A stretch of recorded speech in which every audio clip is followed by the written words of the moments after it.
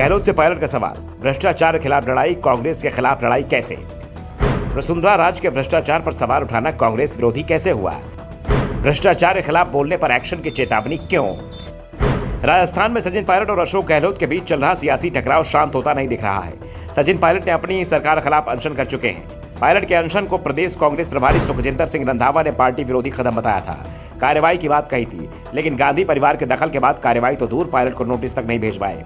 दूसरी ओर सचिन पायलट के तेवर कम नहीं हो रहे हैं। वे सार्वजनिक मंच से अपनी ही सरकार के मुखिया कामकाज पर लगातार सवाल उठा रहे हैं। न केवल सचिन पायलट बल्कि प्रदेश सरकार के कई विधायक और मंत्री अपनी ही सरकार के खिलाफ लगातार बयानबाजी कर रहे हैं। रंधावा की ओर से कार्रवाई तो दूर, अब तक किसी को नोटिस तक नहीं जारी नहीं कर पा रहे हैं। ऐसे में रंधावा राजस्थान में कांग्रेस के पूर्व प्रभारियों की तरह असफल होते दिखाई दे रहे हैं। इस बीच सचिन पायलट के तेवर तीखे बने हुए हैं। वो किसी के सुनने को तैयार भी नहीं दिख रहे हैं। सवाल कर रहे हैं कि भ्रष्टाचार के खिलाफ बोलना, कांग्रेस के खिलाफ बोलना कब से हो गया?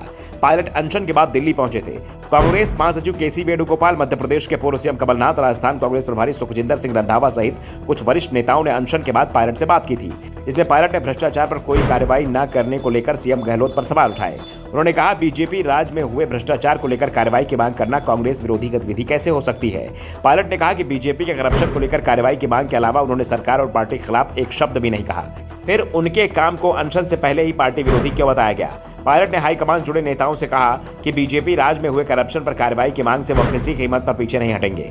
हम जनता से कार्रवाई का वादा कर सत्ता में आए थे, तो उन्हें दिखना भी चाहिए कि हम कार्रवाई करते हैं। इसके अलावा पायलट ने नेताओं के सामने सारी पावर केवल सीएम के हाथ में होने और मंत्रियों को शक्तिविहीन करने को लेकर सवाल उठाया। उन्होंने इससे होने वाले नुकसान से भी उन्हें अवगत कराया। पायलट ने कहा कि भ्रष्टाचार को लेकर पार्टी के विधायकों ने भी सदन के अंदर और बाहर सरकार पर आरोप लगाए। चिट्ठियां लिखी गई। उन मामलों में सभी चुप्पी साधे रहे।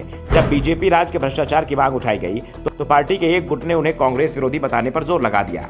इस तरह का रिएक्शन क्यों आया? जनता में मैसेज जा रहा है कि कांग्रेस और बीजेपी दोनों मिले हुए हैं। पायलट ने सीएम अशोक गहलोत के साथ ही राज्य प्रभारी सुखजिंदर सिंह रंधावा पर निशाना साधते हुए कहा कि उन्होंने पार्टी के खिलाफ कोई बयान नहीं दिया, लेकिन अनशन से पहले ही उन्हें पार्टी विरोधी घोषित कर दिया गया। गहलोत ने पायलट के अनशन वाले मुद्दों पर प्रभारी के जरिए रिपोर्ट हाईकमान को भिजवाई थी, जिस पर पायलट ने सिलसिलेवार जवाब दिया। खान आवंटन वाले मामले में पायलट ने कहा कि गहलोत खान आवंटन वाले जिस मामले की बात कर रहे हैं उस पर हम सब कैग से मिले, दिल्ली में राष्ट्रपति से मिले। वो तो उसी वक्त के दबाव से ही बीजेपी राज में खान आवंटन रद्द करने पड़ गए थे।